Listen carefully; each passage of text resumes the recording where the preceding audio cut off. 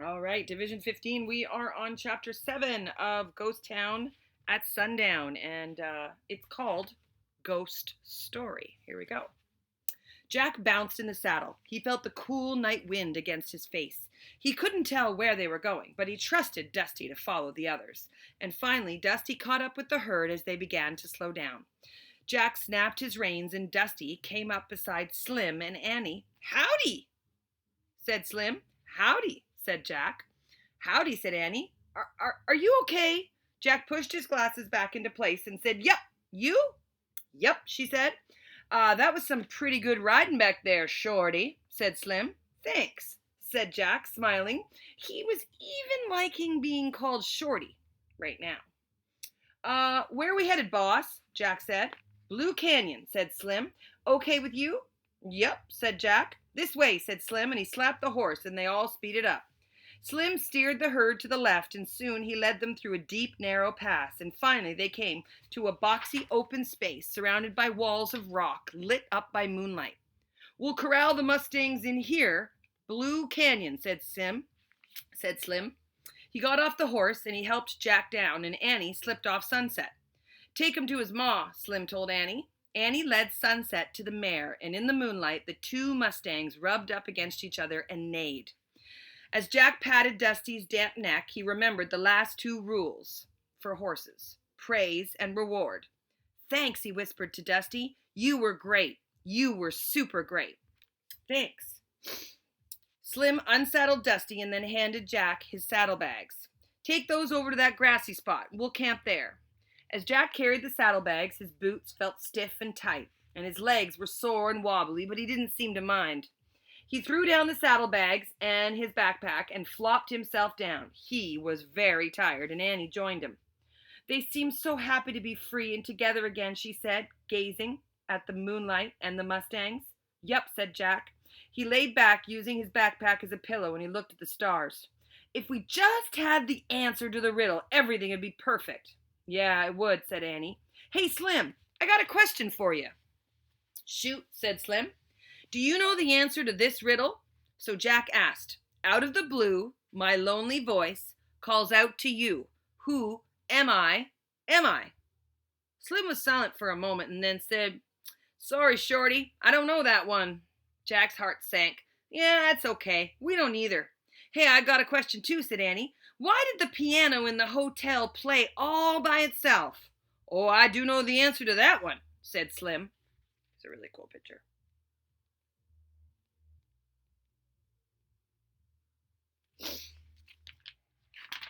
"What is it?" said Annie. "Oh, that's Lonesome Luke," said Slim. "He's a ghost of a cowboy who wanders the prairies." Jack sat up straight.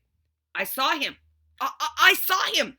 I just remembered. He scared the rustlers. If he hadn't come, I'd never have gotten away." "Oh, yeah?" said Slim. "Well, lucky for us, Lonesome Luke sometimes likes to help folks out." Slim threw his saddle down next to Jack and Annie and sat against it. "Years ago, Lonesome Luke had a gal who he was crazy about," said Slim. "She couldn't take the old Wild West, though, so she went back east." "Well, what happened then?" said Jack. "Well, Luke kind of went loco, and every night he'd show up at that hotel and he'd play the piano. He played Red River Valley over and over again. Then one night he just vanished into the prairie, and he was never seen alive again. His bones were found a couple years later, but folks say his ghost returns to that hotel to play the piano, Red River Valley. It goes something like this." And Slim took out his harmonica and he began to play a song. And it was the same sad song that Jack and Annie had heard in the hotel. Jack laid back down and listened to the lonesome tune. A coyote howled in the distance, and the horses stirred in the dark. "I better take some notes," thought Jack, but he didn't write one word before he fell asleep. He didn't even take off his boots. Chapter 8 is called Who Am I? And here's a great picture.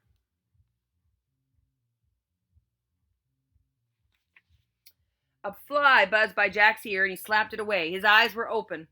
The sun was high above the high canyon walls, and he'd slept a long time. Slim and Annie were sitting by a fire, drinking from tin cups.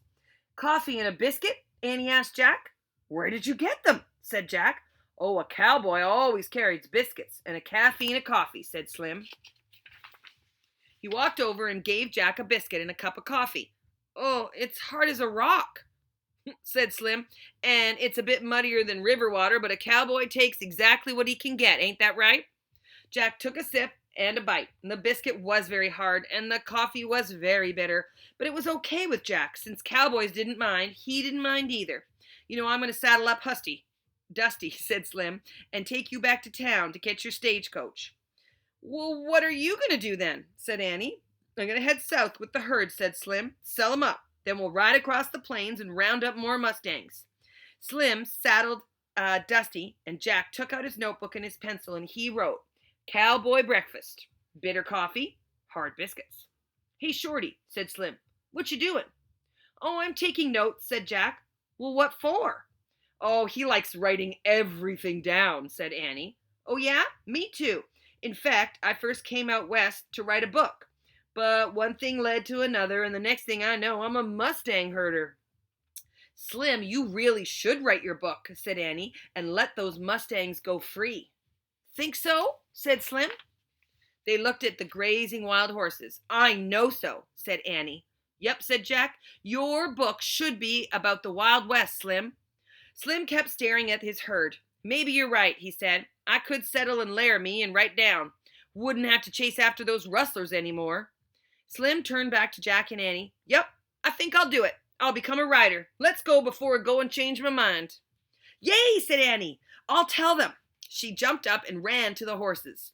Jack packed his bag, and while Slim packed the saddlebags, and then Slim and Jack climbed onto Dusty, and they rode over to Annie, who was stroking Sunset's neck. I told him he's going to be as free as the wind now, said Annie. Sounds good, said Slim. Gimme your hand, Smiley. Slim pulled Annie onto Dusty, and she sat in front of Jack. Slim slapped the reins, and Dusty started off. The sun was as hot, and Dusty climbed out of the canyon. They reached the top, and they peered down at the canyon floor. The Mustangs pranced playfully as their shining coats hazed in the light. They'll find their way out soon, said Slim. They'll cut across the prairie. Goodbye to you, pal, Smiley. Stay with your mother, Sunset, shouted Annie, and goodbye. And out of the blue, a voice said, Bye, bye. Annie gasped. What was that? She asked. Was that the ghost? Nope, said Jack. That's called an echo. It's caused by sound bouncing off cannon walls. Slim cupped his hands around his mouth. Who am I? Am I? Am I? Am I? Came from the distance. Oh, man, that's the answer to Morgan's riddle. It's an echo. Jack looked at Slim. Hey, you knew the answer last night, didn't you? Slim just smiled and snapped his reins. Let's go, partners, he said. Chapter 9 is called Lonesome Luke. The sun was low in the sky when they reached Rattlesnake Flats. Just let us off in front of the hotel, said Annie. You sure the stage is coming through here, said Slim. Oh, for sure, said Jack and Annie together. In front of the hotel, Slim got down from Dusty, and then he helped Jack and Annie down. I hope you come to Laramie someday and give me a visit, said Slim with a wink. I might be needing some help with my book. Sure, said Annie. Slim climbed back onto Dusty, and he looked down at Jack. You know, Shorty, he said, you might be short, but you're mighty tall in the brains department. Thanks, said Jack. And Smiley, you've got great courage. That's nothing to smile about. Thank you, said Annie.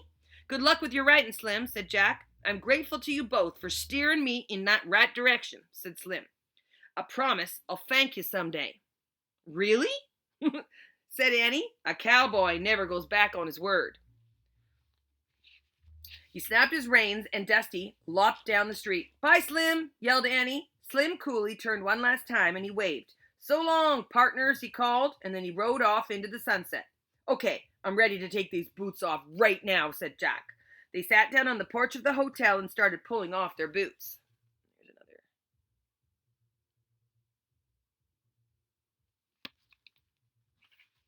There, said Jack when they got them off. He wiggled his toes. He took his sneakers out of his backpack and put them on, and Annie did it too. Oh, these sneakers have never felt so good, said Jack. And suddenly the sound of the piano drifted through the air. Lonesome Luke, said Annie. Jack grabbed his backpack and he and Annie crept onto the porch and they pushed open the swing door.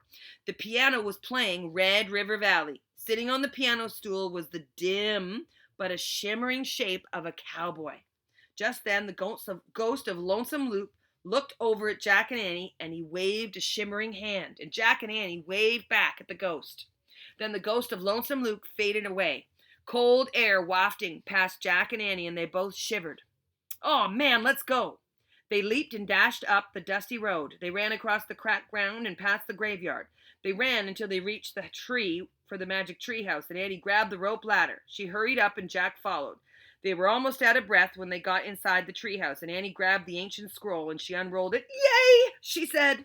The scroll had one glowing word on it: Echo. "We got it right," said Annie. They grabbed the Pennsylvania book, pointed to the picture of Frog Creek Woods, and said, "I wish we could go there." The wind began to blow. The treehouse began to spin. It spun faster and faster, and then everything was still, absolutely still. Chapter 10, the last one of this book, is called Echoes from the Past. Jack and Annie looked outside, and the sun slipped behind the trees of Frog Creek Woods.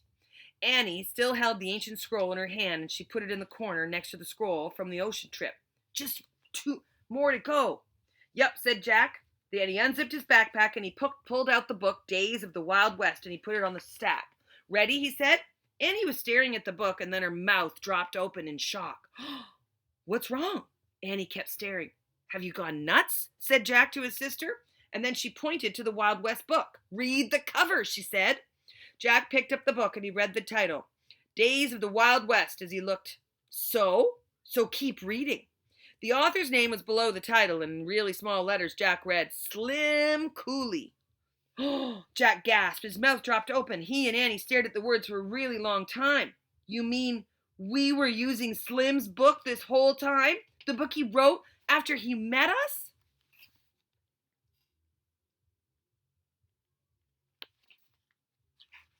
Jack and Annie shook their heads in wonder. Jack opened Slim's book and looked at the title page, and at the bottom of the page he read Texas Press, Dallas, 1895. Jack turned the page and he read the dedication. "With thanks to Smiley and Shorty, 2 strangers who changed my life. Jack and Annie."